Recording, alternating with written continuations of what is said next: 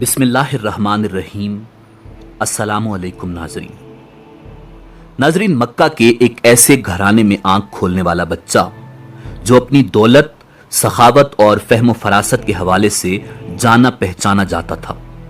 اس بچے کے والد ولید کا شمار مکہ کے ممتاز افراد میں ہوتا تھا۔ وہ مکہ سے طائف تک پھیلے ہوئے بے شمار باغات کے مالک تھے۔ اہل مکہ انہیں العدل اور الوحید کے القابات سے پکارتے تھے۔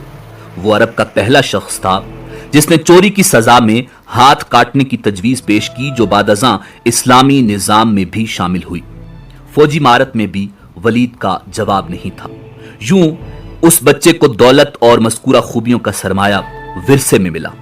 بچے نے بڑے شاہانہ انداز میں پرورش پائی۔ اس کے باوجود اسے مردانہ کھیلوں اور فنون حرب و ضرب سیکھنے کا جنون تھا۔ اس نے گھڑ سواری، شمشیر زنی اور تیر اندازی بچپن میں ہی سیکھ لی تھی۔ کشتی اور نیزہ بازی میں بھی اس کا کوئی ثانی نہ تھا۔ لوگ اسے میدان کا جادوگر کہتے تھے۔ ان خداداد صلاحیتوں کے مالک کا نام خالد بن ولید رضی اللہ تعالی عنہ تھا۔ میدان کھیل کا ہو یا جنگ کا، آپ رضی اللہ تعالی عنہ اپنی ذہانت اور مہارت سے پانسا اپنے حق میں پلٹنے کے ماہر تھے۔ حضرت خالد بن ولید رضی اللہ تعالی عنہ نے کشتی میں مکہ کے بڑے نامور پہلوانوں کو پچھاڑا۔ ایک بار مکہ میں کشتی کے مقابلے ہو رہے تھے۔ حضرت عمر فاروق رضی اللہ تعالی عنہ، جن کا شمار شہر کے نامور کشتی لڑنے والوں میں ہوتا تھا، آپ رضی اللہ تعالی عنہ کے مقابل تھے۔ دونوں ایک دوسرے کو پچھاڑنے کی بھرپور کوشش کر رہے تھے۔ مقابلہ کافی دیر جاری رہا اور فیصلہ نہیں ہو رہا تھا۔ اچانک حضرت خالد بن ولید رضی اللہ تعالی عنہ کا داؤ چل گیا۔ انہوں نے اپنے ماموزاد حضرت عمر فاروق رضی اللہ تعالی عنہ کو اٹھا کر پٹخا، جس سے حضرت عمر فاروق رضی اللہ تعالی عنہ کی پنڈلی کی ہڈی ٹوٹ گئی اور میدان حضرت خالد بن ولید رضی اللہ تعالی عنہ کے ہاتھ رہا۔ قبول اسلام سے پہلے حضرت خالد بن ولید رضی اللہ تعالی عنہ اسلام کے سخت مخالف تھے۔ آپ رضی اللہ تعالی عنہ اسلام اور مسلمانوں کو نقصان پہنچانے کی ہر ممکن کوشش کرتے اور میدان جنگ میں مسلمانوں کے خلاف پیش رہتے تھے۔ جنگ احد میں فتح یاب مسلمانوں کو شدید نقصان پہنچانے والے حضرت خالد بن ولید رضی اللہ تعالی عنہ ہی تھے۔ ذہانت، حاضر دماغی، حالات کا تجزیہ کرنے اور جنگی حکمت عملی میں آپ رضی اللہ تعالی عنہ کو کمال حاصل تھا۔ اسی ذہانت، معاملہ فہمی اور جنگی سوجھ بوجھ نے حضرت خالد بن ولید رضی اللہ تعالی عنہ کو کچھ عرصے سے عجیب ذہنی کشمکش میں مبتلا کر رکھا تھا۔ یہ 628 عیسوی کا موسم بہار تھا۔ پودوں پر کلیاں پھول بن کر کھل رہی تھیں، بازاروں میں رونق بڑھ رہی تھی۔ حج کا زمانہ قریب آ رہا تھا، اسی لیے عارضی دکانوں اور ٹھیلوں نے شہر میں چہل پہل بڑھا دی تھی۔ مگر عجیب بات تھی کہ اس بار بنی مخزوم کا شہزادہ خالد کچھ اداس اور کھویا تھا۔ وہ شہر میں منعقد ہونے والے جسمانی اور جنگی کھیل تماشوں کے مقابلوں سے بالکل لا تعلق تھا، جن میں وہ ہمیشہ بڑھ چڑھ کر حصہ لیتا تھا۔ اس کی سوچ کا محور اسلام کی ہر روز بڑھتی ہوئی طاقت تھی۔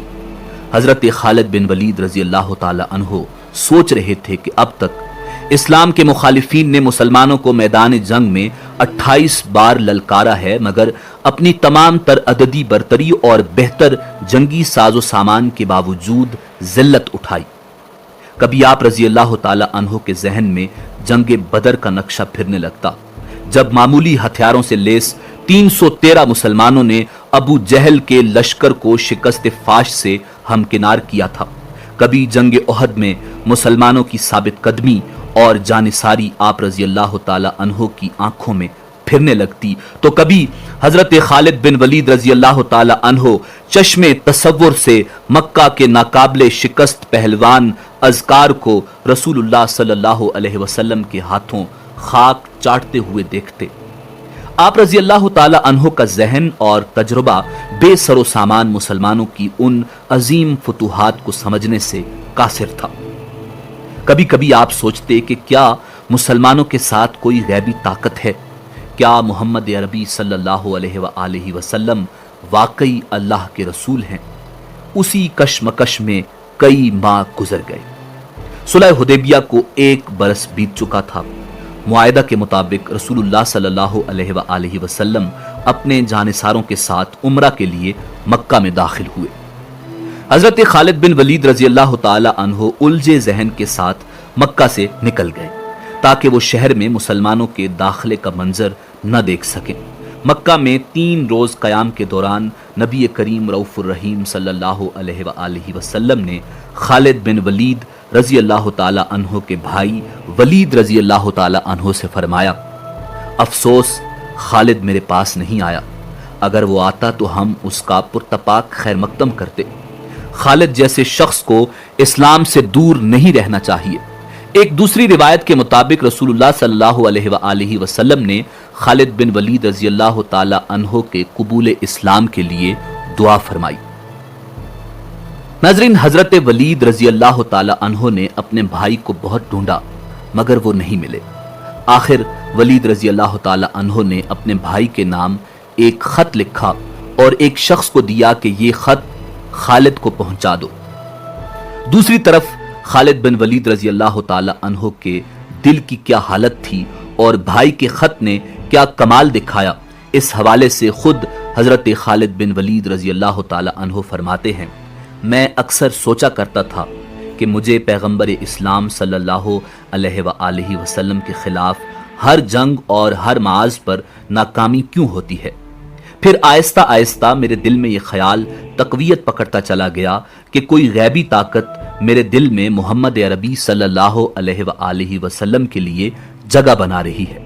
पैगंबर इस्लाम जनाब मोहम्मदुर रसूलुल्लाह सल्लल्लाहु अलैहि वसल्लम जब उम्रा के लिए मक्का में तशरीफ लाए तो मैं वहां से निकल चुका था, जिस पर मेरे भाई ने मुझे खत लिखा जिसमें तहरीर था, मुझे ताज्जुब है कि तुम इस्लाम से इस कदर नफरत करते हो, हालांकि तुम्हारे जैसा अक्लमंद आदमी कभी इस्लाम से दूर नहीं रह सकता। मेरे भाई, गुमराही के अंधेरे से निकलकर हक की रोशनी में चले आओ। भाई का खत पढ़कर मेरे दिल की हालत बदल गई और मैं रसूल कायनात इमामुल अंबिया जनाब मोहम्मदुर रसूलुल्लाह सल्लल्लाहु अलैहि वसल्लम की खिदमत में हाजिर होकर इस्लाम कबूल करने को बेताब हो गया। हजरत खालिद बिन वलीद रजी अल्लाह ताला अन्हो के दिल को किसी पल चैन नहीं था। आपने मक्का के कई बाअसर अफराद को हाल दिल सुनाया मगर किसी ने कबूल इस्लाम के हवाले से आपकी हौसला अफजाई नहीं की। फिर आपने दिल का हाल हजरत उस्मान बिन तलहा रजी अल्लाह ताला अन्हो को सुनाया। वो कबूल इस्लाम के लिए आप रजी अल्लाह ताला अन्हो का साथ देने पर राजी हो गए। यूं हजरत खालिद बिन वलीद रजी अल्लाह ताला अन्हो और हजरत उस्मान बिन तलहा रजी अल्लाह ताला अन्हो हुजूर नबी करीम रऊफुर रहीम सल्लल्लाहु अलैहि वसल्लम की खिदमत में हाजिर होने के लिए मक्का से मदीना रवाना हो गए। रास्ते में हुदा के मकाम पर उन हजरात की मुलाकात हजरत अमर बिन अल आस रजी अल्लाह ताला अन्हो से हुई जो हबशा से आ रहे थे। उन्होंने हजरत खालिद बिन वलीद रजी अल्लाह ताला अन्हो से पूछा, अबू सुलेमान कहाँ का इरादा है? आपने फरमाया, वो कबूल इस्लाम के इरादे से मदीना जा रहे हैं। हजरत अमर बिन अल आस रजी अल्लाह ताला अन्हो ने बताया कि वो भी यही इरादा रखते हैं। 31 मई 628 ईस्वी का दिन इस्लामी तारीख में बेहद अहमियत रखता है। उस दिन इस्लाम के 2 अजीम जर्नैल खालिद बिन वलीद रजी अल्लाह ताला अन्हो और अमर बिन अल आस रजी अल्लाह ताला अन्हो उस्मान बिन तलहा रजी अल्लाह ताला अन्हो के साथ मदीना मुनव्वरा में दाखिल हुए। सबसे आगे हजरत खालिद बिन वलीद रजी अल्लाह ताला अन्हो, उनके पीछे अमर बिन अल आस रजी अल्लाह ताला अन्हो और उनके बाद उस्मान बिन तलहा रजी अल्लाह ताला अन्हो थे। हुजूर नबी करीम रऊफुर रहीम सल्लल्लाहु अलैहि वसल्लम ने उन्हें दूर से आते देखा तो तबस्सुम फरमाया और उस वक्त तक मुस्कुराते रहे जब तक ये तीनों हजरात आप सल्लल्लाहु अलैहि वसल्लम के पास नहीं पहुंच गए। उन्होंने आकर खिदमत अक़दस में सलाम अर्ज किया और कलमा पढ़कर मुसलमान हो गए।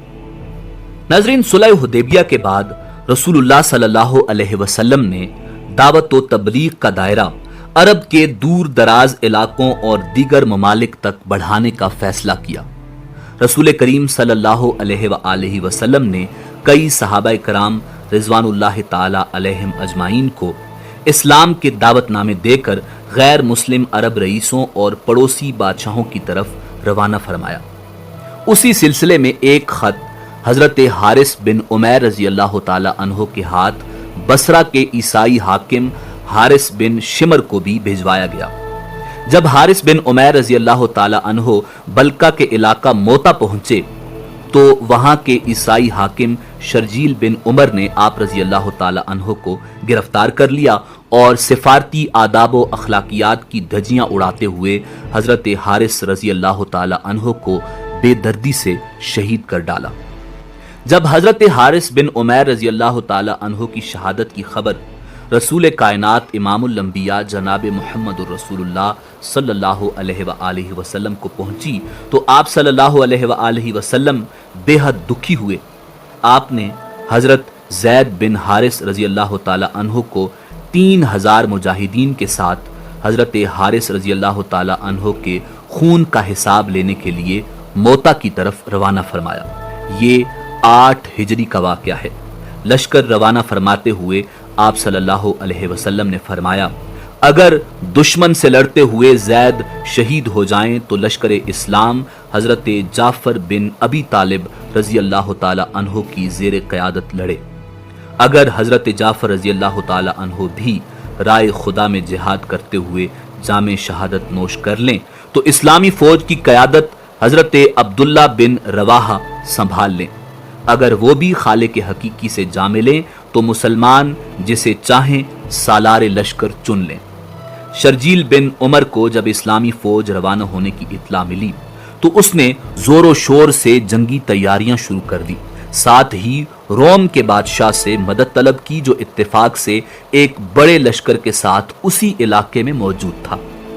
شہنشاہ روم نے 1,00,000 فوجی شرجیل کی مدد کے لیے بھیج دیے۔ اسلامی لشکر جب موتا کے قریب پہنچا تو اسے دشمن کی اتنی بڑی تعداد اور وسیع پیمانے پر جنگی تیاریوں کا پتہ چلا۔ صورتحال کی سنگینی کو دیکھتے ہوئے بعض اصحاب رضوان اللہ تعالی علیہم اجمعین نے مشورہ دیا کہ نبی کریم صلی اللہ علیہ وآلہ وسلم کو حالات سے آگاہ کر کے مدینہ امداد کی درخواست کی جائے۔ اس موقع پر حضرت عبداللہ بن رواحہ رضی اللہ تعالی عنہ نے مسلمانوں کو مخاطب کر کے کہا، اے لوگو، ہمیں دشمن کی تعداد کی کیا پرواہ، ہماری تو دلی خواہش ہے کہ اللہ کے دین کی خاطر اپنی جانیں قربان کر دیں اور شہادت کا درجہ پائیں۔ ہمارا بھروسہ تو صرف اللہ پر ہے، اٹھو اللہ کا نام لو اور 2 کامیابیوں فتح یا شہادت میں سے ایک حاصل کر لو۔ حضرت عبداللہ بن رواحہ رضی اللہ تعالی عنہ کی تقریر سن کر مجاہدین دشمن پر ٹوٹ پڑے۔ آسمان حیران تھا اور دنیا کی عسکری تاریخ پریشان تھی۔ ایک طرف 3000 مسلمان تھے اور دوسری طرف بہترین جنگی ساز و سامان سے لیس 1,25,000 سے اوپر رومی اور عرب عیسائی فوجیوں کا جم غفیر تھا۔ مجاہدین کافروں کے لشکر پر اس شدت و بہادری سے جھپٹے کہ دشمن کی صفیں الٹ کر رکھ دی۔ سالار لشکر حضرت زید بن حارث رضی اللہ تعالی عنہ دشمنوں کو ختم کرتے ہوئے ان کی صفوں میں دور تک چلے گئے۔ آخر بے شمار کافر سپاہیوں نے انہیں گھیر لیا، مگر اللہ کے اس سپاہی نے جام شہادت نوش کرنے سے پہلے دشمن کی لاشوں کے ڈھیر لگا دیے۔ اسلامی فوج کی قیادت حضرت جعفر بن ابی طالب رضی اللہ تعالی عنہ نے سنبھال لی۔ آپ رضی اللہ تعالی عنہ ایک ہی حملے میں سینکڑوں دشمنوں کو ہلاک کرتے گئے، مگر مشکل یہ تھی کہ کفار کی تعداد بہت زیادہ تھی۔ ان کا ایک سپاہی مرتا تو اس کی جگہ 10 تازہ دم سپاہی مقابلے پر آ جاتے۔ حضرت جعفر رضی اللہ تعالی عنہ جرأت و بہادری کی نئی تاریخ رقم کر رہے تھے۔ ایک دشمن نے اچانک حملہ کر کے آپ کا دایاں بازو شہید کر دیا۔ آپ رضی اللہ تعالی عنہ نے تلوار بائیں ہاتھ میں سنبھال لی اور اسی جوش و جذبے کے ساتھ لڑتے رہے۔ حضرت جعفر رضی اللہ تعالی عنہ کو ایک بازو سے لڑتے دیکھ کر دشمنوں کی ہمت بڑھی۔ انہوں نے آپ رضی اللہ تعالی عنہ کو گھیرے میں لے کر آپ کا دوسرا بازو بھی شہید کر دیا۔ پھر اس مرد مجاہد پر بیک وقت کئی وار ہوئے اور آپ کی آرزوئے شہادت بھی پوری ہو گئی۔ ناظرین، حضرت جعفر رضی اللہ تعالی عنہ کی شہادت کے بعد حضرت عبداللہ بن رواحہ رضی اللہ تعالی عنہ نے اسلامی لشکر کی کمان سنبھالی۔ آپ نے قیادت سنبھالتے ہی دشمن پر ایسے غضبناک وار کیے کہ جو سامنے آیا جان سے ہاتھ دھو بیٹھا۔ دشمن آپ کا غیظ و غضب دیکھ کر دور سے تیر و نیزہ اور برچھیوں سے وار کرنے لگا۔ اسی دوران ایک کافر کی پھینکی ہوئی برچھی آپ کے سینے میں لگی اور یوں اسلامی لشکر کا تیسرا سپہ سالار بھی رتبہ شہادت پر فائز ہوا۔ اب اللہ کے سپاہیوں نے بنی مخزوم کے نامی گرامی بہادر اور فنون حرب و ضرب کے ماہر حضرت خالد بن ولید رضی اللہ تعالی عنہ کو امیر لشکر چن لیا۔ اپنی آنکھوں کے سامنے رسول خدا امام الانبیاء جناب محمد الرسول اللہ صلی اللہ علیہ وسلم کے منتخب کردہ 3 سپہ سالاروں کی شہادت نے آپ کو اس قدر مشتعل کر دیا تھا کہ آپ دشمن کی تعداد کو خاطر میں نہ لاتے ہوئے ہر قسم کی احتیاط بالائے طاق رکھتے ہوئے دشمن پر ٹوٹ پڑے۔ دشمن جائے پناہ ڈھونڈنے لگا، جو سامنے آیا جان سے گیا۔ آپ کے غیظ و غضب، زور بازو اور حملے کی شدت کا اندازہ اس بات سے لگایا جا سکتا ہے کہ آپ رضی اللہ تعالی عنہ نے اس روز لڑتے لڑتے دشمن پر 9 تلواریں توڑ دی۔ 10ویں تلوار نے اس روز لڑائی کے اختتام تک آپ کا ساتھ نبھایا۔ اگلے روز حضرت خالد بن ولید رضی اللہ تعالی عنہ نے ایک حیرت انگیز جنگی چال چلی۔ ایک روز پہلے جو مجاہدین اگلی صفوں میں لڑ رہے تھے انہیں پیچھے لے گئے، دونوں بازوؤں پر لڑنے والے سپاہیوں کو بھی باہم بدل دیا۔ اس سے ایک فائدہ تو یہ ہوا کہ سامنے کے تازہ دم مجاہدین نے دشمن پر بڑا ہی زوردار حملہ کیا۔ دوسرا، نئے چہرے اور ان کا جوش و ولولہ دیکھ کر دشمن سمجھا کہ مسلمانوں کو تازہ دم فوجی دستوں کی مدد پہنچ گئی ہے۔ یہ سوچ کر رومیوں اور عیسائیوں کے چھکے چھوٹ گئے۔ اسی دوران دائیں پہلو کے سالار قطبہ بن قتادہ رضی اللہ تعالی عنہ دادے شجاعت دیتے ہوئے دشمن کے قلب میں جا گھسے اور دیکھتے ہی دیکھتے دشمن فوج کے سپہ سالار کو مار گرایا، جس سے دشمن کا رہا سہا حوصلہ بھی جاتا رہا اور وہ گھبرا کر پسپا ہو گئے۔ ناظرین، ادھر موتا کے مقام پر تاریخ عالم کی حیرت انگیز جنگ جاری تھی، ادھر مدینہ منورہ میں رسول خدا امام الانبیاء جناب محمد رسول اللہ صلی اللہ علیہ وسلم چند صحابہ کرام رضوان اللہ تعالی علیہم اجمعین کے ساتھ مسجد نبوی میں تشریف فرما تھے۔ اللہ رب العزت نے میدان جنگ کا نقشہ آپ کی آنکھوں کے سامنے کر دیا، جسے دیکھ کر آپ کی آنکھوں سے آنسو رواں تھے اور آپ میدان جنگ کا آنکھوں دیکھا حال بیان فرما رہے تھے۔ آپ صلی اللہ علیہ وآلہ وسلم نے فرمایا، اب جھنڈا زید نے سنبھال لیا، وہ شہید ہوئے۔ اب جھنڈا جعفر نے اٹھایا، وہ بھی اللہ کو پیارے ہو گئے۔ اب جھنڈا عبداللہ بن رواحہ نے تھاما اور انہوں نے بھی جان راہ اللہ میں قربان کر دی۔ آپ صلی اللہ علیہ وآلہ وسلم ایک لمحہ کو رکے اور پھر فرمایا، اب جھنڈا اٹھایا اللہ کی تلواروں میں سے ایک تلوار نے اور اس کو فتح حاصل ہوئی۔ اس کے بعد آپ صلی اللہ علیہ وسلم نے اپنے ہاتھ دعا کے لیے اٹھا دیے اور اللہ کے حضور یوں دعا گو ہوئے، اے اللہ، خالد تیری تلوار ہے، اسے ہمیشہ فاتح رکھنا۔ ناظرین، یہی وہ مارکہ حق و باطل تھا جس میں حضرت خالد بن ولید رضی اللہ تعالی عنہ نے اپنی بے مثال شجاعت، حیران کن جنگی حکمت عملی اور قیامت خیز تلوار بازی کے باعث رسول خدا امام الانبیاء جناب محمد الرسول اللہ صلی اللہ علیہ وآلہ وسلم سے سیف اللہ کا لقب پایا۔ ناظرین، مکہ کے گرد و نواح میں بہت سے بت کدے تھے، جن میں سب سے بڑا بت عزا کا تھا۔ عزا کو مشرکین طاقت اور خوشحالی کی دیوی جانتے تھے۔ مشرکین پتھر کی اس لاچار دیوی کے حضور طاقت کے اصول اور مالی آسودگی حاصل کرنے کے لیے چڑھاوے چڑھاتے اور گڑ گڑاتے تھے۔ عزا کا بت وادی نخلہ کے ایک موبد میں رکھا تھا جو مکہ سے 10 میل دور بستان عامر کے باغ میں واقع تھا۔ اس موبد کا انتظام بنو شیبان کے سپرد تھا۔ رسول اللہ صلی اللہ علیہ وسلم نے عزا کا بت توڑنے کے لیے حضرت خالد بن ولید رضی اللہ تعالی عنہ کو مقرر فرمایا۔ یوں آپ رضی اللہ تعالی عنہ 30 فوجیوں کے ساتھ وادی نخلا کی طرف روانہ ہوئے۔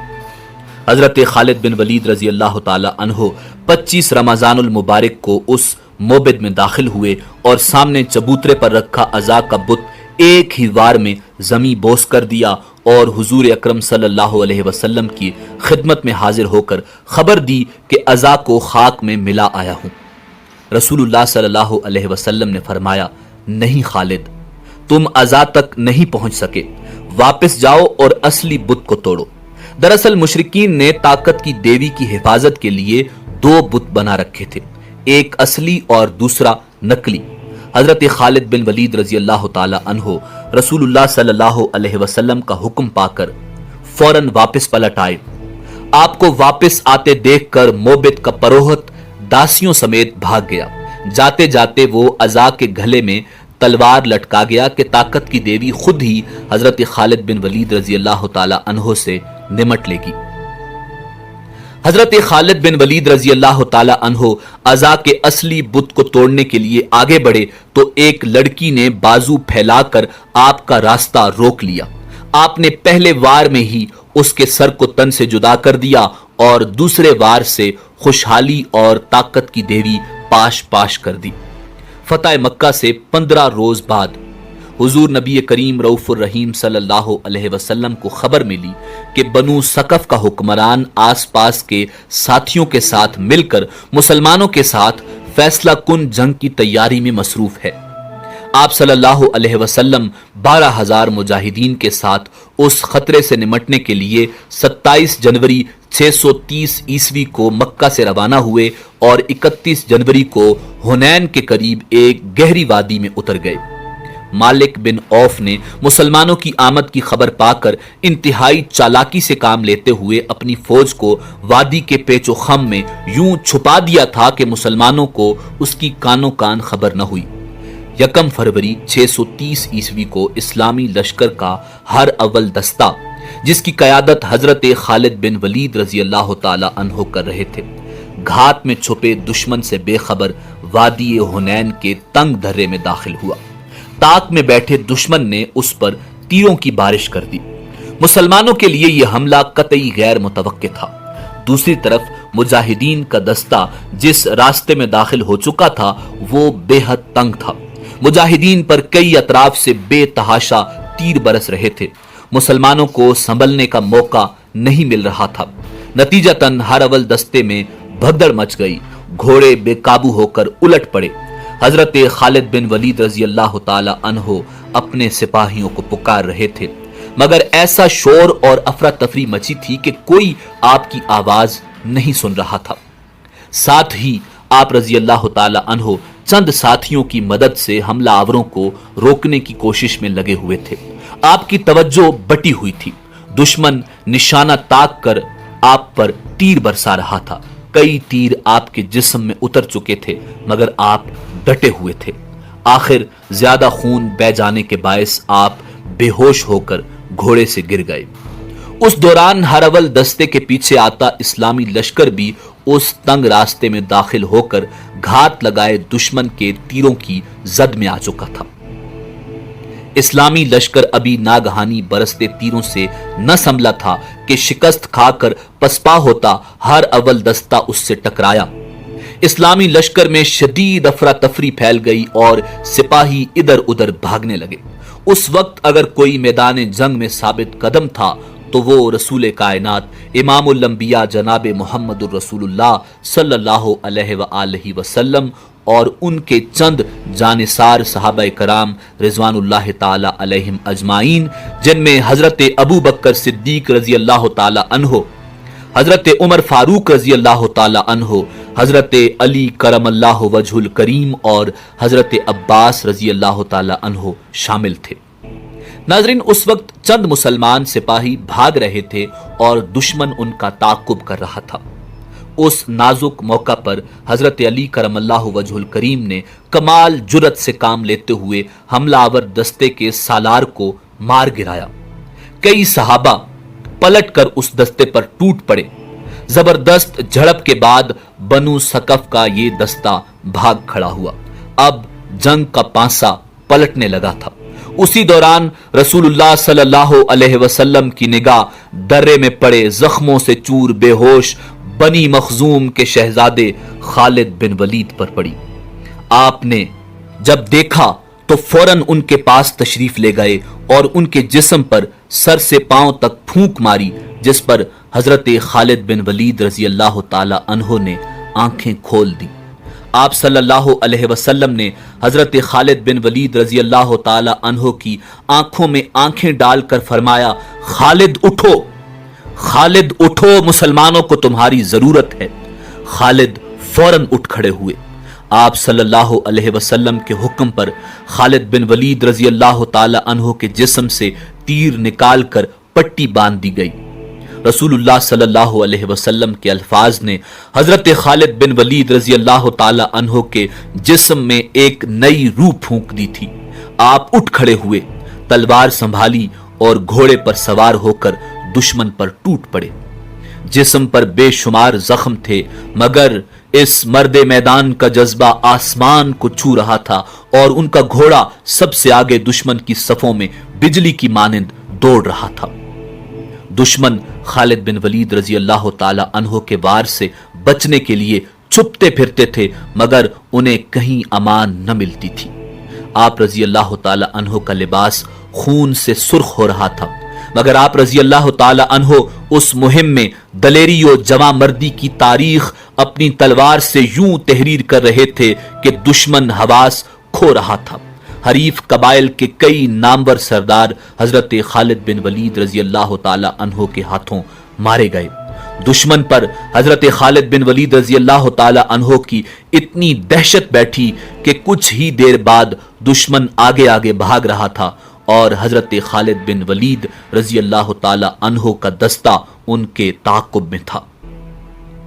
नाजरीन, ये नवंबर 630 ईस्वी की बात है। 30,000 फौजियों पर मुश्तमिल इस्लामी लश्कर सरवर दो आलम इमामुल अंबिया जनाब मोहम्मद रसूलुल्लाह सल्लल्लाहु अलैहि वसल्लम की क़यादत में मशहूर शहनशाह हरकल की सरकोबी के लिए शाम के सरहदी मकाम तबूक में खैमजन था। नाजरीन, रूमी बादशाह हरकल जो 40,000 अफवाज के साथ इस्लामी सल्तनत पर फैसला कुन हमले के बारे में सोच रहा था, तबूक में इस्लामी लश्कर की खबर पाकर परेशान हो गया। जब उसे ये इत्तला मिली कि खुद रसूल कायनात सल्लल्लाहु अलैहि वसल्लम इस्लामी लश्कर की क़यादत फरमा रहे हैं, तो मारे खौफ के उसके आसाब जवाब दे गए। यूं रूमी लश्कर बगैर लड़े ही अंदरूने मुल्क बिखर गया। रूमी लश्कर के फरार से गिरदो नवा के गैर मुस्लिम सरदारों और कबाइल पर इस्लामी लश्कर की धाक बैठ गई और वो हुजूर अकरम सल्लल्लाहु अलैहि वसल्लम की खिदमत में हाजिर होकर अपनी इताअत व फरमाबरदारी का यकीन दिलाने लगे। मगर दोमता अल जंदल का हाकिम अकीदर बिन अब्दुल मालिक बहुत मगरूर और बददिमाग था। उसने न सिर्फ बारगाह रिसालत सल्लल्लाहु अलैहि वसल्लम में हाजिरी नहीं दी, बल्कि आप सल्लल्लाहु अलैहि वसल्लम को दुश्मनी का पैगाम भेजा। रसूलुल्लाह सल्लल्लाहु अलैहि वसल्लम ने उस गुस्ताख के मुकाबले के लिए हजरत खालिद बिन वलीद रजी अल्लाह ताला अन्हो को मुंतखब किया। साथ ही हिदायत फरमाई कि अकीदर को जिंदा पकड़ कर लाना है। हजरत खालिद बिन वलीद रजी अल्लाह ताला अन्हो फरमाने नबवी सल्लल्लाहु अलैहि वसल्लम की तामील में 400 सवारों के साथ दोमता अल जंदल की तरफ रवाना हो गए। सहराई रास्ता बेहद दुश्वार गुजार था। लोग उस सहरा को अबूर करना मौत को दावत देने के मुतरादिफ समझते थे। गर्मी बला की थी, प्यास से जान निकली जा रही थी। आप जज्बाए इश्क रसूल सल्लल्लाहु अलैहि वसल्लम से सरशार अपने सवारों की हिम्मत बढ़ाते उस सहरा का सीना चीरते बड़े चले जाते थे। आखिर आपके अज़्म ने सहरा को शिकस्त दी और आप दोमता अल जंदल के नवा में पहुंच गए। यहां से शहर की फसील साफ नजर आ रही थी। آپ رضی اللہ تعالی عنہ نے اپنے ساتھیوں کو رکنے کا حکم دیا اور خود ذہن میں عقیدر کو زندہ پکڑنے کے منصوبے سوچتے ہوئے چند سواروں کے ساتھ آگے بڑھ گئے۔ ناظرین، عین اسی وقت اللہ کا کرنا ایسا ہوا کہ شہر کا دروازہ کھلا اور شکار کا شوقین عقیدر چند سواروں کے ساتھ نمودار ہوا۔ حضرت خالد بن ولید رضی اللہ تعالی عنہ سمجھ گئے کہ ابھی عقیدر مجاہدین کی آمد سے بے خبر ہے اور رسول اللہ صلی اللہ علیہ وسلم کی پیش گوئی کے مطابق شکار کے لیے نکلا ہے۔ آپ رضی اللہ تعالی عنہ نے انہیں آگے بڑھنے دیا۔ جیسے ہی وہ لوگ شکار میں مشغول ہوئے، حضرت خالد بن ولید رضی اللہ تعالی عنہ نے اس بد دماغ شکاری کو گھیر لیا۔ ابھی عقیدر صورتحال کو سمجھنے کی کوشش ہی کر رہا تھا کہ آپ نے اپنے گھوڑے کو ایڑ لگائی۔ گھوڑا طوفان کی طرح عقیدر کے گھوڑے کی طرف بڑھا اور حضرت خالد بن ولید رضی اللہ تعالی عنہ نے اپنے طاقتور ہاتھوں سے پلک جھپکتے میں عقیدر کو اس کے گھوڑے سے اچک لیا۔ شکاری خود شکار ہو گیا تھا۔ عقیدر کو باندھ کر اسی کے گھوڑے پر ڈال دیا گیا۔ پھر واپسی کا سفر شروع ہوا اور آخر کار حضرت خالد بن ولید رضی اللہ تعالی عنہ نے حسب ہدایت رسول اللہ صلی اللہ علیہ وسلم عقیدر کو خدمت اقدس میں حاضر کر دیا۔ ناظرین، عقیدر نے اپنے رویے پر معافی مانگی۔ آپ صلی اللہ علیہ وآلہ وسلم نے اسے اس شرط پر رہا کر دیا کہ وہ خود مدینہ میں حاضر ہو کر شرائط صلح پیش کرے گا۔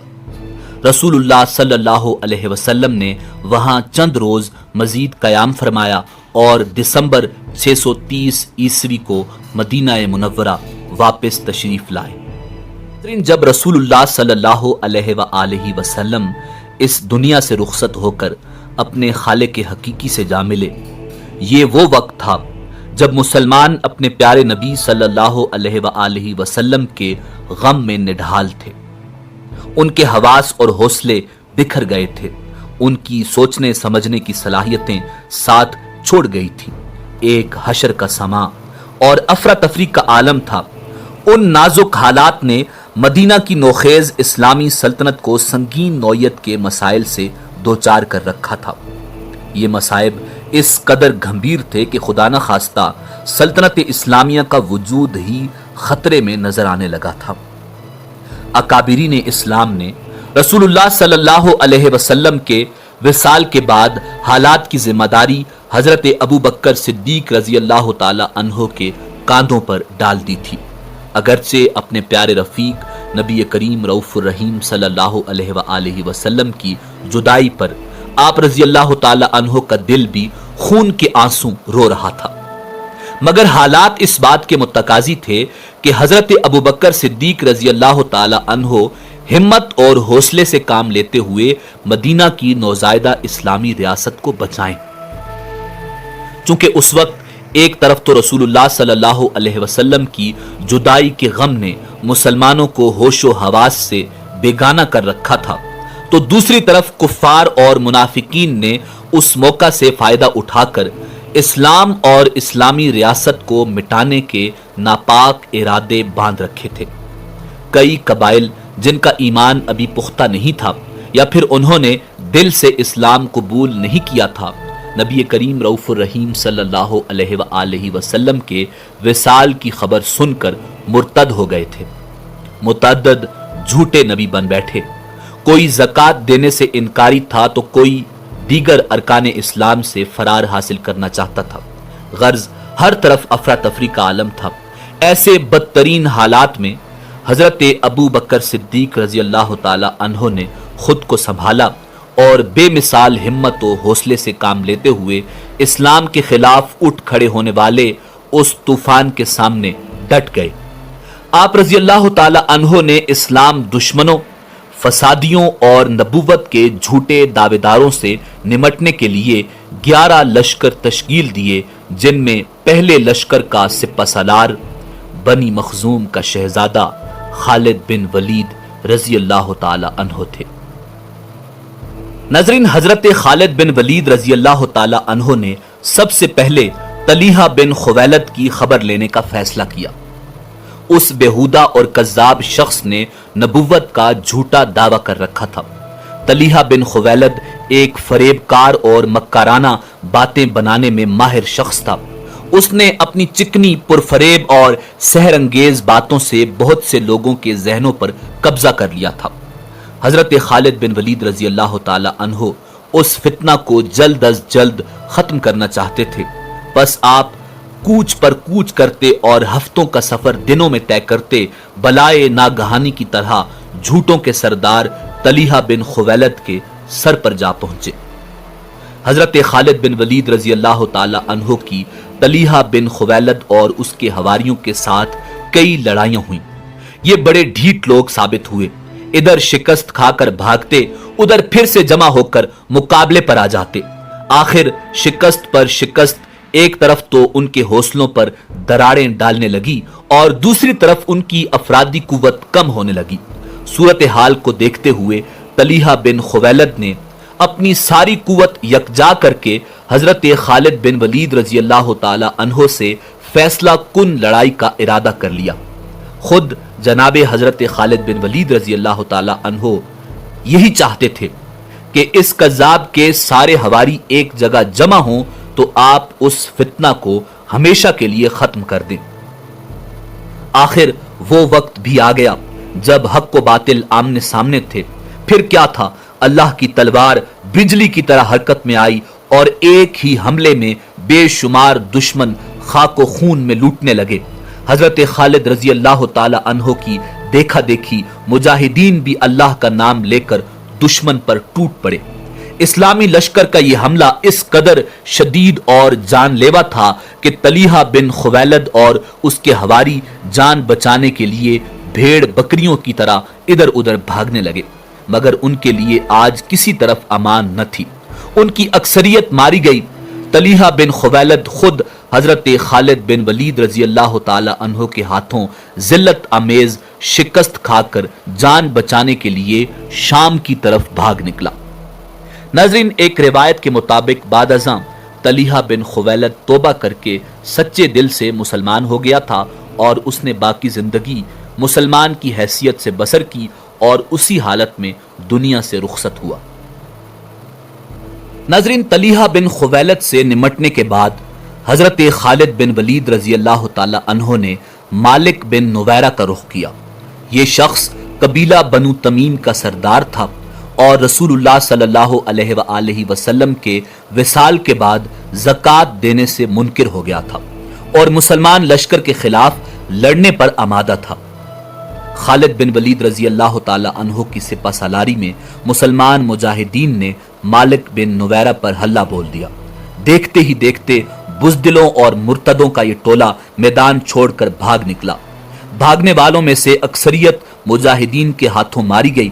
اس مارکہ میں مارے جانے والوں میں خود مالک بن نویرہ بھی شامل تھا۔ اسلام کا ایک اور دشمن اپنے حواریوں سمیت حضرت خالد بن ولید رضی اللہ تعالی عنہ کے ہاتھوں اپنے انجام کو پہنچا۔ ناظرین، اب حضرت خالد بن ولید رضی اللہ تعالی عنہ نے مسیلمہ کذاب کے ساتھ دو دو ہاتھ کرنے کا فیصلہ کیا۔ مسیلمہ کذاب انتہائی جھوٹا، مکار اور فریبی شخص تھا۔ اس بد فطرت کی فریب کاریوں کا اندازہ اس بات سے لگایا جا سکتا ہے کہ اس نے نہ صرف معاذ اللہ نبوت کا جھوٹا دعویٰ کر رکھا تھا، بلکہ اس بیہودہ شخص نے نبی کریم صلی اللہ علیہ وآلہ وسلم پر یہ بہتان لگایا تھا کہ آپ صلی اللہ علیہ وسلم نے اسے اپنا سانجی اور شریک بنا رکھا تھا۔ اس نے اپنا ایک باقاعدہ لشکر تشکیل دیا جو نہ صرف تعداد کے لحاظ سے ایک بڑا لشکر تھا بلکہ جدید اور وافر جنگی سامان سے بھی لیس تھا۔ ناظرین، اصل میں اس کذاب کی سرکوبی کے لیے خلیفہ اول حضرت ابوبکر صدیق رضی اللہ تعالی عنہ نے حضرت اکرمہ رضی اللہ تعالی عنہ کو مقرر کیا تھا اور ان کی مدد کے لیے حضرت شرجیل رضی اللہ تعالی عنہ کو روانہ کیا تھا اور فرمایا کہ جب تک حضرت شرجیل رضی اللہ تعالی عنہ وہاں نہ پہنچیں مسیلمہ کے ساتھ جنگ نہ چھیڑی جائے، مگر حضرت اکرمہ رضی اللہ تعالی عنہ نے جوش میں آ کر حضرت شرجیل رضی اللہ تعالی عنہ کے آنے سے پہلے ہی مسیلمہ کذاب کی فوج پر حملہ کر دیا۔ ایک تو حضرت اکرمہ کے پاس فوجیوں کی تعداد بہت کم تھی، دوسرا وہ بہت زیادہ جنگی تجربہ بھی نہیں رکھتے تھے، جس وجہ سے حضرت اکرمہ رضی اللہ تعالی عنہ کو مسیلمہ کذاب کے ہاتھوں شکست کا سامنا کرنا پڑا۔ بالکل یہی غلطی حضرت شرجیل رضی اللہ تعالی عنہ نے دہرائی اور حضرت خالد بن ولید رضی اللہ تعالی عنہ کے پہنچنے سے پہلے ہی دشمن سے جا ٹکرائی۔ اس لڑائی کا نتیجہ بھی شکست کی صورت میں ہوا۔ دو مسلمان سپہ سالاروں کو شکست دے کر ایک طرف تو مسیلمہ کذاب اور اس کے لشکریوں کے حوصلے بڑھ گئے تھے، تو دوسری طرف اس نے یہ دلیل دینا شروع کر دی تھی کہ اگر وہ نعوذ باللہ برحق نبی نہ ہوتا تو حضرت اکرمہ اور حضرت شرجیل جیسے جلیل القدر اصحاب اس سے ہرگز شکست نہ کھاتے۔ اس کا نتیجہ یہ نکلا کہ سادہ لوگ اس کذاب کے جھانسے میں آسانی سے آنے لگے، جن کی بدولت اس کی فوجی اور سیاسی قوت بڑھنے لگی۔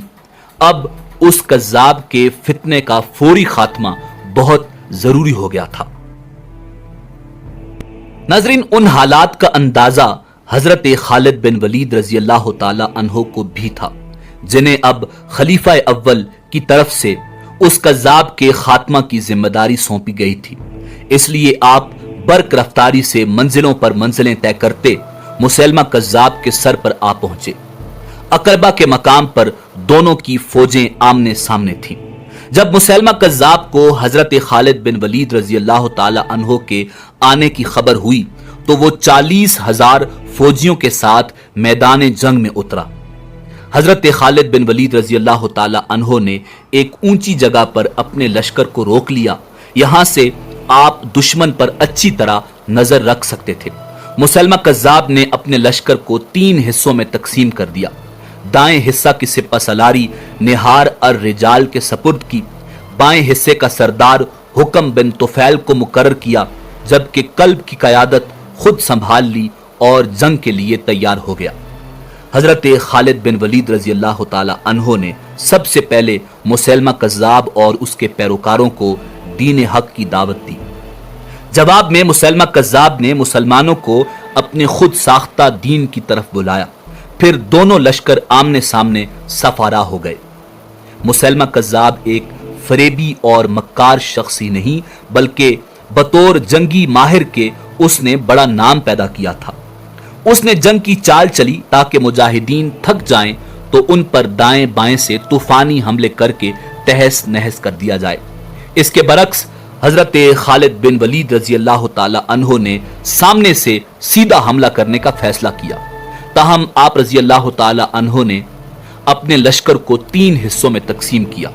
ایک طرف ابو حذیفہ رضی اللہ تعالی عنہ تھے تو دوسرے بازو کی کمان زید بن خطاب رضی اللہ تعالی عنہ سنبھالے ہوئے تھے، جبکہ قلب کی قیادت حضرت خالد بن ولید رضی اللہ تعالی عنہ نے خود اپنے ہاتھ میں رکھی۔ یہ 632 عیسوی کی بات ہے۔ دسمبر آدھے سے زیادہ گزر چکا تھا۔ ایک صبح مسیلمہ کذاب اور لشکر اسلام کے درمیان ایسی خون ریز جنگ کا آغاز ہوا جس کی مثال اس سے پہلے کی اسلامی تاریخ میں نہیں ملتی۔ کذابی لشکر کی طرف سے دائیں طرف کے سپہ سالار نہار الرجال نے مسلمانوں کو مقابلے کے لیے للکارا۔ مقابلے پر زید بن خطاب آئے، دونوں کے درمیان مردانہ وار مقابلہ ہوا، مگر نہار الرجال زید بن خطاب رضی اللہ تعالی عنہ کے ہاتھوں مارا گیا۔ پھر گھمسان کا رن پڑا، یوں لگتا تھا جیسے فریقین فتح و شکست کے لیے نہیں بلکہ زندگی اور موت کے لیے برسرے پیکار ہوں۔ حضرت خالد بن ولید رضی اللہ تعالی عنہ کی قیادت میں مجاہدین بڑھ چڑھ کر مرتدین پر حملہ آور ہو رہے تھے اور چاہتے تھے کہ کذابی لشکر کو ہمیشہ ہمیشہ کے لیے ختم کر دیں۔ دوسری طرف مسیلمہ کذاب اپنے لشکر کو گھما پھرا کر دفاعی انداز میں لڑ رہا تھا اور چاہتا تھا کہ مسلمان تھک جائیں تو انہیں گھیرے میں لے کر پیس ڈالے۔ کذاب کی طرف سے دفاعی جنگ کے باوجود جنگ میں بے پناہ شدت پائی جاتی تھی۔ زمین خون سے سرخ ہو رہی تھی، زمین پر جا بجا لاشیں بکھرے پڑے تھے، یا زخمی پڑے آہو بکا میں مصروف تھے۔ مجاہدین چونکہ تعداد میں قلیل تھے اور انہوں نے جارحانہ حکمت عملی اپنا رکھی تھی، اس لیے ان پر آہستہ آہستہ تھکن غالب آنے لگی۔ مسلمہ اسی لمحے کے انتظار میں تھا۔ اس نے تازہ دم دستے جنگ میں بھیج دیے جو یکایک دفاعی جنگ چھوڑ کر مجاہدین پر جارحانہ حملے کرنے لگے۔ قذابی لشکر کے تازہ دم دستوں نے تھکے ہارے مجاہدین پر بے پناہ دباؤ بڑھا دیا۔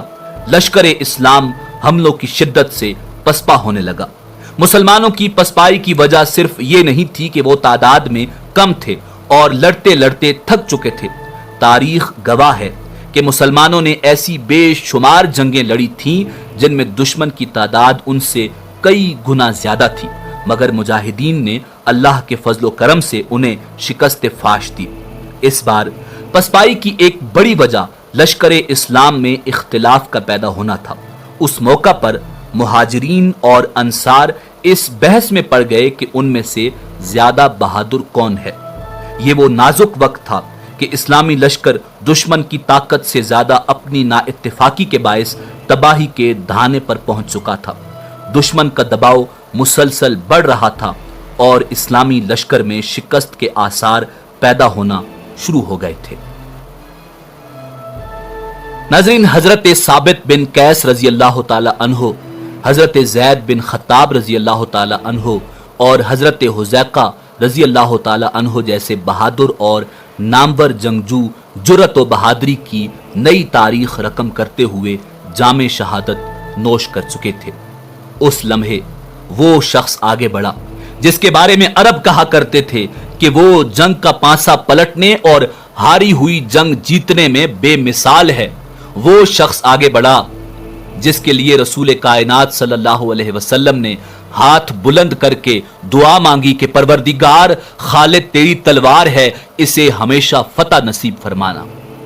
حضرت خالد بن ولید رضی اللہ تعالی عنہ نے اس نازک صورتحال میں اپنے حواس کو مجتمع کیا، پھر مہاجرین و انصار کی بہادری کا جھگڑا یوں نمٹایا کہ مہاجرین کا لشکر الگ بنا دیا اور انصار کا لشکر الگ، بلکہ تیسرا لشکر بدوؤں کا تشکیل دیا اور فرمایا کہ اب ثابت کرو کہ تم میں سے اللہ کے زیادہ قریب کون ہے۔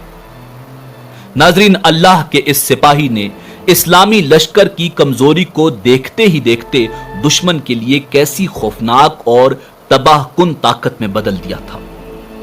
پھر آپ رضی اللہ تعالی عنہ مسلمانوں سے یوں مخاطب ہوئے: اللہ کے مجاہدوں، ہم نے میدان جنگ میں باہمی اتحاد کو نظر انداز کیا ہے۔ کوئی نہیں بتا سکتا کہ تم میں سے کون بہادری سے لڑا اور کون پہلے بھاگا، مہاجر، انصار یا بدو۔ اب میں نے تینوں کو الگ الگ کر دیا ہے۔ بہادری اور بزدلی کا فیصلہ تانا زنی سے نہیں، میدان جنگ میں ہوگا۔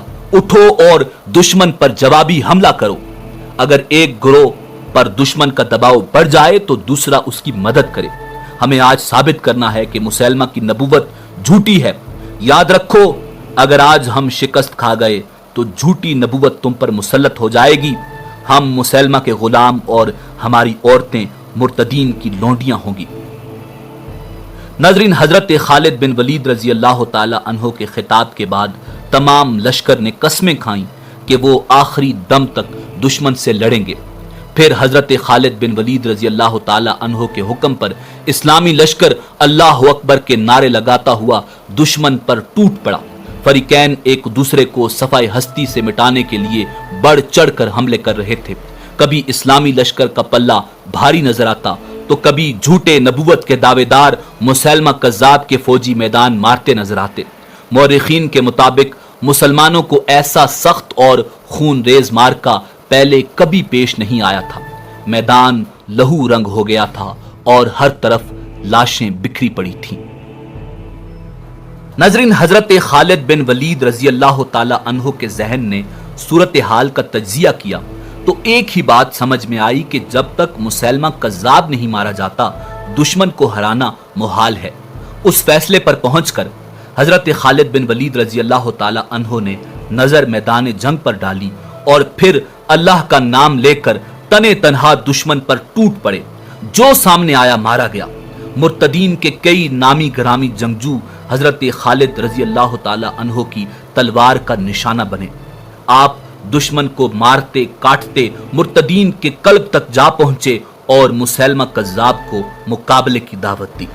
کذاب جو حضرت خالد بن ولید رضی اللہ تعالی عنہ کے غیظ و غضب اور جنگی مہارت کے ہاتھوں اپنے سورماؤں کو گاجر مولی کی طرح کٹتے دیکھ چکا تھا، گھبرا کر اپنے محافظوں کے حلقے میں لشکر کے مزید اندر چلا گیا۔ حضرت خالد بن ولید رضی اللہ تعالی عنہ نے پلٹ کر مجاہدین کو یکدم حملہ کرنے کا حکم دیا اور خود مسیلمہ کے محافظ دستے پر ٹوٹ پڑے۔ مسیلمہ کے محافظوں کا حلقہ حضرت خالد بن ولید رضی اللہ تعالی عنہ کی تلوار سے تہس نہس ہو گیا۔ دشمن پلٹ کر بھاگا۔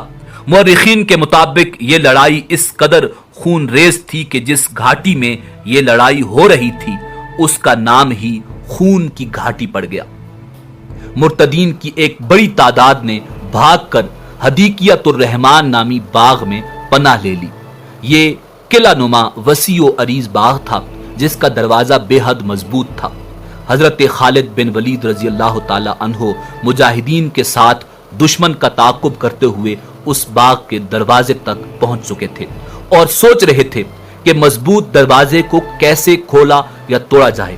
اس دوران ایک بہادر سپاہی برا بن مالک رضی اللہ تعالی عنہ آگے بڑھا اور اس نے اصرار کیا کہ اسے باغ کے اندر پھینک دیا جائے تاکہ وہ باغ کا دروازہ کھول دے۔ جب برا رضی اللہ تعالی عنہ کا اصرار حد سے بڑھا تو اسے باغ کی دیوار پر چڑھا دیا گیا۔ ناظرین، اس اللہ کے سپاہی نے اندر کود کر درجنوں دشمن سپاہیوں کا گھیرا تلوار کے زور پر توڑ کر باغ کا دروازہ کھول دیا۔ پھر اسلامی لشکر سیلاب کی مانند باغ میں داخل ہو گیا۔ یہاں مرتدین اس کثرت سے مارے گئے کہ اس باغ کا نام ہی حدیقیۃ الموت پڑ گیا۔ ناظرین، اب مسیلمہ کذاب کو اپنی موت صاف نظر آ رہی تھی۔ وہ اپنے چند محافظوں کے ساتھ باغ سے بھاگ نکلنے کی کوشش میں وحشی بن حرب کی برچھی کا نشانہ بن کر شدید زخمی ہو گیا۔ کذاب اپنے پیٹ سے برچھی نکالنے کی کوشش کر رہا تھا کہ ابو دجانہ رضی اللہ تعالی عنہ نے آگے بڑھ کر تلوار کے ایک ہی وار سے مسیلمہ کذاب کا سر تن سے جدا کر دیا، جسے دیکھ کر بچا ہوا لشکر سر پر پاؤں رکھ کر بھاگ کھڑا ہوا اور یوں تاریخ اسلام کی خون ریز ترین جنگ ختم ہو گئی جو حضرت خالد بن ولید رضی اللہ تعالی عنہ کے فوجی کارناموں میں ایک یادگار کارنامے کا اضافہ کر گئی۔ ناظرین، اب خالد بن ولید رضی اللہ تعالی عنہ کی نظریں ہیرا پر لگی تھیں۔ دریائے فرات کے کنارے بسا یہ شہر آتش پرستوں یعنی آگ کی پوجا کرنے والوں کا گڑھ مانا جاتا تھا۔ اس علاقے پر ازادبہ نامی شخص حکومت کرتا تھا۔ ازادبہ نے خورنک نام کا ایک ایسا شاندار محل بنوا رکھا تھا جس کی مثال مدائن سے روم تک نہیں ملتی تھی۔ اس بے مثال محل کے باغات دور دور تک پھیلے ہوئے تھے۔ کہا جاتا ہے کہ اس محل سے کسرا ایران کی ضیافت طبع کا سامان مہیا کیا جاتا تھا۔ جب مجاہدین اسلام نے کشتیوں میں سوار ہو کر اس شہر کا رخ کیا تو ازادبہ نے دریائے فرات کے پانی کا رخ نہروں کی طرف موڑنے کا حکم دے دیا۔ اس کام کی نگرانی کے لیے اس نے اپنے چہیتے بیٹے اور ولی عہد کو بھیجا۔ اس کا مقصد یہ تھا کہ اسلامی لشکر کی کشتیاں دلدل میں پھنس کر تباہ ہو جائیں۔ حضرت خالد بن ولید رضی اللہ تعالی عنہ جو ایک انتہائی ماہر جنگجو تھے، دشمن پر ہمیشہ نظر رکھتے تھے۔ ازادبہ کی چال جو ہی خالد بن ولید رضی اللہ تعالی عنہ کے علم میں آئی تو انہوں نے چند بجلی صفت سواروں کو خشکی کے راستے اس جگہ پہنچ کر دشمن کو تباہ کرنے کا مشن سونپ دیا۔ کہا جاتا ہے کہ یہ سوار ریت کے بگولے اڑاتے اس قدر حیران کن رفتار سے بند باندھتے دشمن کے سر پر جا پہنچے کہ اسے خبر ہی نہ ہوئی۔ اللہ کے ان سپاہیوں نے آن کی آن میں اس دشمن دستے کو خاک میں ملا دیا جس کی قیادت ہیرا کا ولی عہد کر رہا تھا۔ ناظرین، ازادبہ ابھی اپنے لاڈلے بیٹے کی موت پر سکتہ کی کیفیت میں تھا کہ اسے ایرانی شہنشاہ ارد شیر کے مرنے کی اطلاع بھی مل گئی۔ یکے بعد دیگرے ان وحشتناک خبروں نے عزادبہ کے حواس چھین لیے اور وہ اپنا سب کچھ چھوڑ چھاڑ کر نامعلوم منزلوں کا رائی ہو گیا۔ کہا جاتا ہے کہ اسے آخری بار مدائن جانے والے راستے پر دیکھا گیا تھا۔ خالد بن ولید رضی اللہ تعالی عنہ جب خورنک کے شہرۂ آفاق محل میں پہنچے تو اسے اپنے مکینوں کی بے وفائی پر افسردہ اور اجڑا ہوا پایا۔ خالد بن ولید رضی اللہ تعالی عنہ جب احتیاطاً ایک طویل چکر کاٹ کر ہیرا پہنچے تو اس کے دروازے کھلے دیکھ کر حیران رہ گئے۔ وہ شہر میں داخل ہوئے تو پتہ چلا کہ شاہی افواج مسلمانوں سے خوف زدہ ہو کر مدائن کی طرف فرار ہو گئی ہیں۔ ہیرا فتح ہو چکا تھا، مگر اس کے ارد گرد 4 مضبوط اور مشہور قلعے تھے جنہیں فتح کیے بغیر ہیرا پر قبضہ کوئی معنی نہیں رکھتا تھا۔ یوں تو ان 4 قلعوں کے محافظ بہادر اور جابر جنگجو تھے، مگر ان میں سے قصر ابن بغیلہ نامی قلعے کا قلعہ دار عبد المسیح بن عمروان 4 قلعوں کی اصل طاقت مانا جاتا تھا۔ اس کو عراق کا شہزادہ بھی کہا جاتا تھا۔ باقی 3 قلعہ دار اس کے زیر اثر تھے۔ عبد المسیح ایک حاضر دماغ، حاضر جواب، غیر معمولی دانشمند اور جرأت و حوصلہ میں بے مثال شخص تھا۔ اس وقت اس کی عمر تقریباً 100 سال تھی۔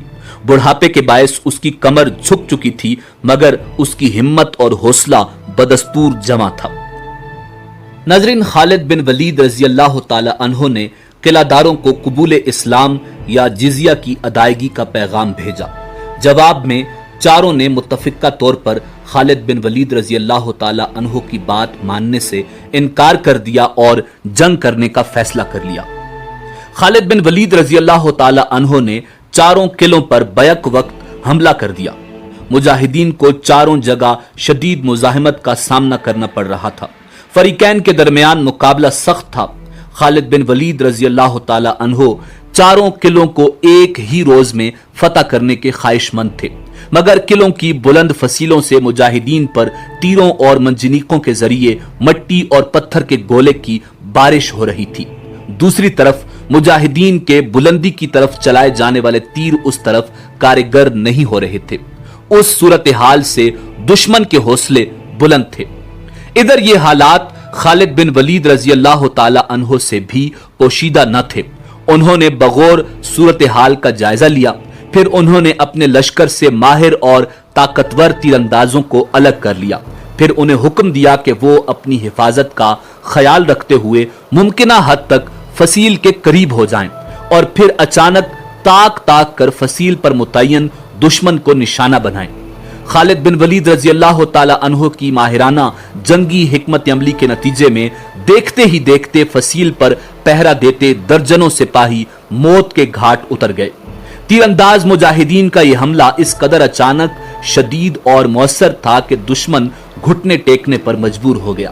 آخر 4 قلعوں کے دروازے کھل گئے اور مئی 633 کی ایک صبح خالد بن ولید رضی اللہ تعالی عنہ اور ہیرا کے سرداروں اور ان قلعہ داروں کے درمیان ایک معاہدہ پر دستخط ہوئے۔ معاہدے کے تحت ہیرا نے سالانہ 1,90,000 درہم ادا کرنے تھے، جبکہ بدلے میں اسلامی فوج نے ہیرا کے تحفظ کی ذمہ داری قبول کی۔ ہیرا اور ان 4 قلعوں پر فتح پانے کے بعد خالد بن ولید رضی اللہ تعالی عنہ نے عرب سے باہر ہیرا کو پہلے اسلامی دارالحکومت کا درجہ دے دیا۔ خالد بن ولید رضی اللہ تعالی عنہ نے یہاں کا نظم و نسق مقامی سرداروں ہی کے ہاتھ رہنے دیا اور اپنی ساری توانائیاں ارد گرد کے علاقہ کو فتح کرنے میں صرف کر دی۔ انہوں نے اسلامی لشکر کو کئی حصوں میں بانٹ کر آس پاس کے سارے علاقے پر قبضہ کر لیا۔ اس طرح جون 633 عیسوی کے آخر تک دجلہ اور فرات کا تمام درمیانی علاقہ ہیرا کی اس اسلامی ریاست کے زیر نگیں آ چکا تھا۔ ناظرین، خالد بن ولید رضی اللہ تعالی عنہ خلیفۃ الرسول جناب سیدنا ابو بکر صدیق رضی اللہ تعالی عنہ کا پیغام پڑھ کر بے حد پریشان تھے۔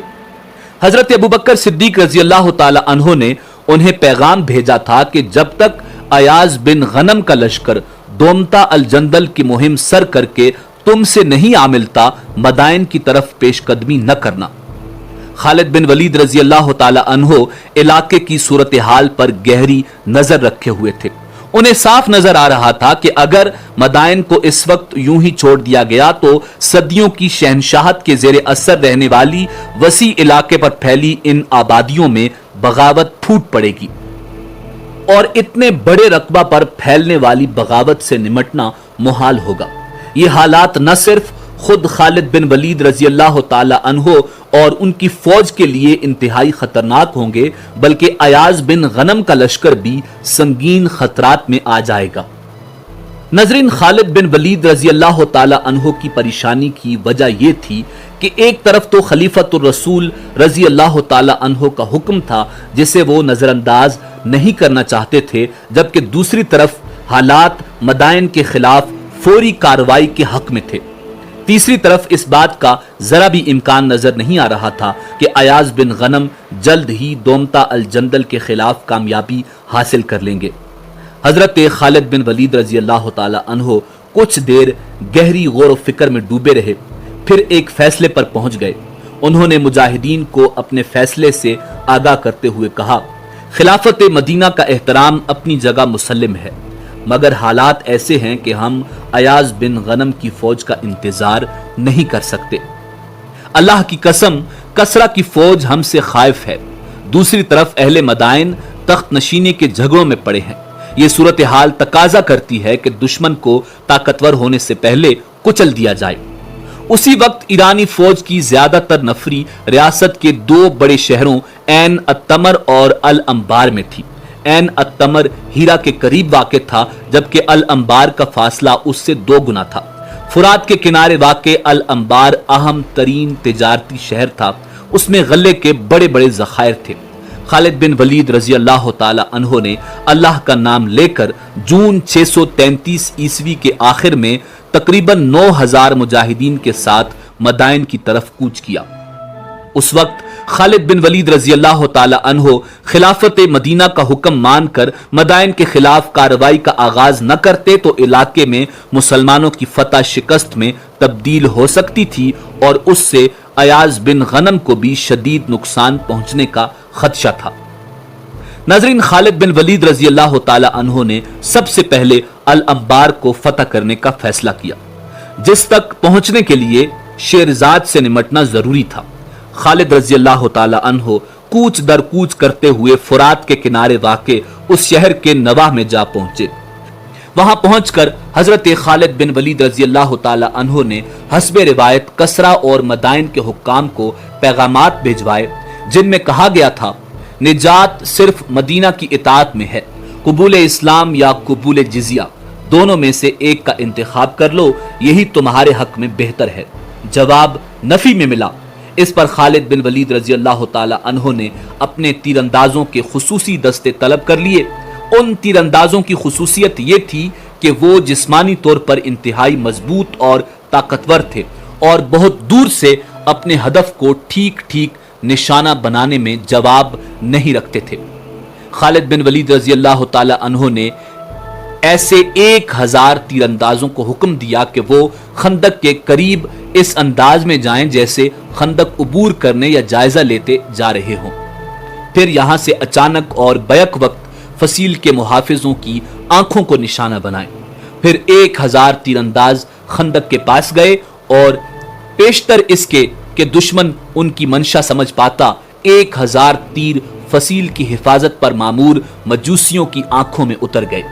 جب وہ چیخو پکار کرتے قلعے کے اندر گئے تو وہاں موجود لوگوں کے چہرے خوف اور دہشت سے پیلے پڑ گئے۔ خود شیرزاد اس قدر خوف زدہ ہوا کہ فوراً چند شرائط پر حضرت خالد بن ولید رضی اللہ تعالی عنہ کو صلح کی پیشکش کر دی۔ خالد بن ولید رضی اللہ تعالی عنہ نے جواباً پیغام دیا کہ مفتو کو شرائط پیش کرنے کا کوئی حق نہیں۔ پھر خالد بن ولید رضی اللہ تعالی عنہ نے خود خندق کا جائزہ لیا اور اس کا نسبتاً کم چوڑا حصہ منتخب کیا، پھر کمزور اور بیمار اونٹوں کو ذبح کر کے اس میں پھینکوا دیا۔ یوں خندق کا وہ حصہ بھر گیا۔ پھر دیکھتے ہی دیکھتے خالد بن ولید اپنے مخصوص تیر اندازوں کے ساتھ اس انوکھے پل سے خندق عبور کر گئے۔ جب دشمن نے دیکھا کہ مسلمان تیروں کو خاطر میں نہ لاتے ہوئے خندق عبور کر رہے ہیں تو ان کا رہا سہا حوصلہ بھی جواب دے گیا۔ وہ بھیڑ بکریوں کی طرح ادھر ادھر بھاگنے لگے۔ مجوسی سپہ سالار نے فوج کے ایک حصے کو حکم دیا کہ وہ قلعہ سے نکل کر خندق عبور کرتے مسلمانوں کو روکے۔ قلعے کا دروازہ کھلتے دیکھ کر خالد بن ولید رضی اللہ تعالی عنہ نے قلعہ سے باہر آتے شخص کو آڑے ہاتھوں لیا۔ خالد بن ولید کی زیر قیادت مسلمانوں نے ان مجوسی سپاہیوں کو دیکھتے ہی دیکھتے تہ تیغ کر دیا۔ دشمن کی لاشیں خندق میں پھینک دی گئیں، جس کے نتیجے میں اونٹوں سے بنا پل مزید چوڑا ہو گیا۔ قلعہ دار نے گھبرا کر قلعہ کا کھلا دروازہ فوراً بند کر دیا۔ ناظرین، قلعہ بند دشمن کی حالت خوف و دہشت کے مارے خراب ہو رہی تھی۔ اب وہ فتح تو دور کی بات، لڑائی کا بھی نہیں سوچ رہے تھے۔ انہیں کوئی فکر تھی تو بس جان بچانے کی۔ قلعہ والوں کی حالت عجیب و غریب تھی۔ ایک طرف شیرزاد پریشانی کے عالم میں ٹہل رہا تھا، دوسری طرف زخمیوں کی آہ و بکا، اور تیسری طرف ہلاک ہونے والوں کے عزیز و اقارب کا رونا اعصاب کا امتحان لے رہا تھا۔ آخر شیرزاد کا حوصلہ جواب دے گیا۔ اس نے حضرت خالد بن ولید رضی اللہ تعالی عنہ سے امان کی درخواست کی۔ جناب حضرت خالد بن ولید رضی اللہ تعالی عنہ نے فرمایا، میں شیرزاد کو اس کے خاندان اور سپاہیوں کے ساتھ اس طرح شہر سے جانے کی اجازت دیتا ہوں کہ ان کے پاس گھوڑوں کے سوا کچھ نہ ہو اور وہ ہماری فوج کے سامنے سے گزریں۔ ناظرین، جولائی 633 عیسوی کی گرم صبح شیرزاد گردن جھکائے اپنے اہل خانہ اور بچی کھچی فوج کے ساتھ شہر چھوڑ گیا۔ خالد بن ولید رضی اللہ تعالی عنہ مجاہدین کے ساتھ اللہ اکبر کے نعرے لگاتے فاتحانہ انداز میں شہر میں داخل ہو گئے۔ شہریوں نے مسلمانوں کی اطاعت قبول کر لی۔ خالد بن ولید رضی اللہ تعالی عنہ نے اپنے نائب زبرقان بن بدر کو یہاں کا امیر مقرر کیا اور خود عین التمر کی طرف کوچ کر گئے۔ ناظرین، ایاز بن غنم رضی اللہ تعالی عنہ دومت الجندل کی مہم میں بری طرح پھنسے ہوئے تھے۔ اس شہر کو زیر کرنے کے لیے ان کی ہر کوشش ناکام رہی تھی۔ آخر تنگ آ کر ایاز بن غنم رضی اللہ تعالی عنہ نے حضرت خالد بن ولید رضی اللہ تعالی عنہ کو مدد کے لیے پکارا۔ جب خالد بن ولید رضی اللہ تعالی عنہ کو ایاز بن غنم رضی اللہ تعالی عنہ کا پیغام ملا تو وہ مدائن پر حملے کا سوچ رہے تھے، مگر ایاز رضی اللہ تعالی عنہ کی مدد ناگزیر تھی۔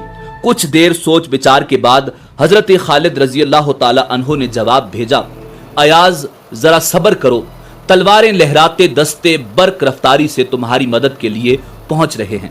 پھر خالد رضی اللہ تعالی عنہ نے ادیم کو عین التمر کا امیر بنایا اور خود محض 6000 منتخب سواروں کے ساتھ دومت الجندل کی طرف کوچ کر گئے۔ اللہ کے سپاہیوں کا یہ مختصر سا لشکر ہوا سے باتیں کرتا ہوا صرف 10 روز میں عقیدر بن مالک کے سر پر پہنچ گیا۔ ناظرین، یہ وہی عقیدر بن مالک تھا جس نے رسول خدا امام الانبیاء جناب محمد الرسول اللہ صلی اللہ علیہ وسلم کے دور میں بھی اکڑ دکھائی تھی، اور آپ صلی اللہ علیہ وسلم کے حکم پر خالد رضی اللہ تعالی عنہ زندہ پکڑ کر بارگاہ رسول پاک صلی اللہ علیہ وسلم میں پیش کر چکے تھے۔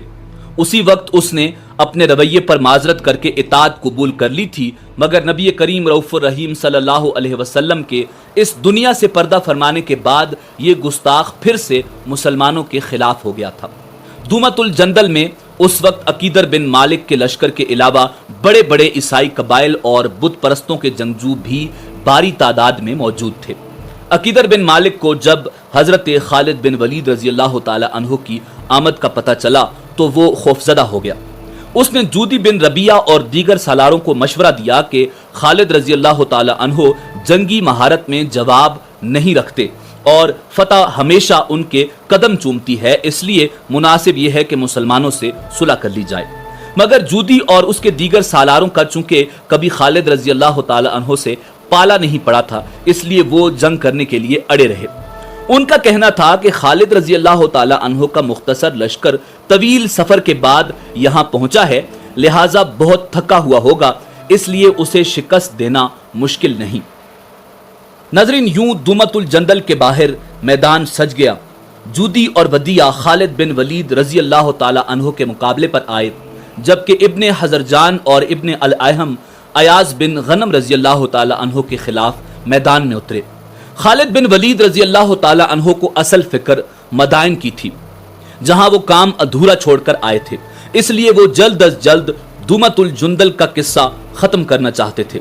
خالد رضی اللہ تعالی عنہ نے کچھ سواروں کو عرب جانے والے راستے پر متعین کیا اور اپنے بچ جانے والے مختصر سے لشکر کے دونوں بازوؤں کو پھیلا کر دشمن پر حملہ کرنے اور ٹوٹ پڑنے کا حکم دے دیا۔ ساتھ ہی حکم دیا کہ جودی اور ودیہ کو زندہ گرفتار کیا جائے۔ خالد رضی اللہ تعالی عنہ اور آپ کے مجاہدین کے پاس وقت کم تھا، اس لیے انہوں نے دشمن پر اتنی شدت اور جارحیت کے ساتھ حملہ کیا۔ دشمن جو خالد رضی اللہ تعالی عنہ کے لشکر کو تعداد میں کم، تھکا ہارا اور آسان ہدف سمجھ کر اپنی فتح کو یقینی سمجھ بیٹھا تھا، اس قہر انگیز حملے کی تاب نہ لا کر تنکوں کی طرح بکھرنے لگا۔ مقابلہ تو دور کی بات، الٹا انہیں جان کے لالے پڑ گئے۔ ناظرین، خالد بن ولید رضی اللہ تعالی عنہ کے حکم کی تعمیل میں جودی اور ودیہ کو زندہ پکڑ لیا گیا۔ جب عیسائی دستوں نے اپنے سرداروں کا حشر دیکھا تو انہیں عافیت اسی میں نظر آئی کہ بھاگ کر قلعے میں پناہ لے لیں۔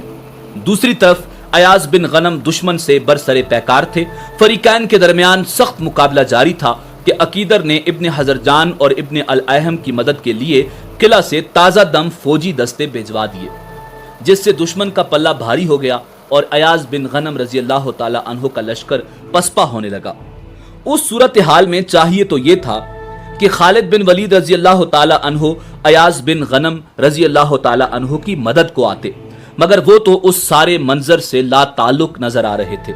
خالد رضی اللہ تعالی عنہ کے اس رویے پر ایاز بن غنم رضی اللہ تعالی عنہ پریشان اور دشمن حیران تھے۔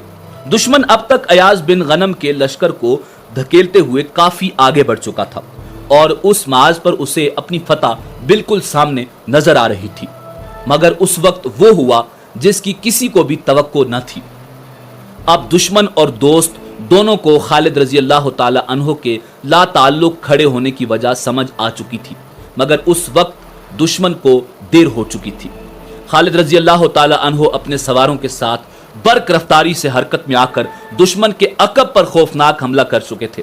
اب میدان جنگ کا نقشہ یوں تھا کہ عیسائی لشکر کے سامنے ایاز رضی اللہ تعالی عنہ کے سپاہی تھے اور پیچھے اور بازوؤں سے خالد بن ولید رضی اللہ تعالی عنہ کے لشکر نے اسے گھیر رکھا تھا۔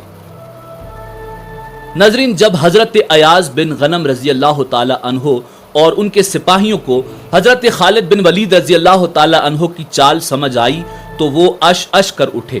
ان کے ٹوٹے ہوئے حوصلے بلند ہوئے اور انہوں نے پلٹ کر دشمن پر ایسا زوردار حملہ کیا کہ دشمن گھبرا کر پیچھے بھاگا، مگر پیچھے کہاں بھاگتا، عقب میں تو خالد رضی اللہ تعالی عنہ اور ان کے مجاہدین کا قیامت خیز حملہ جاری تھا۔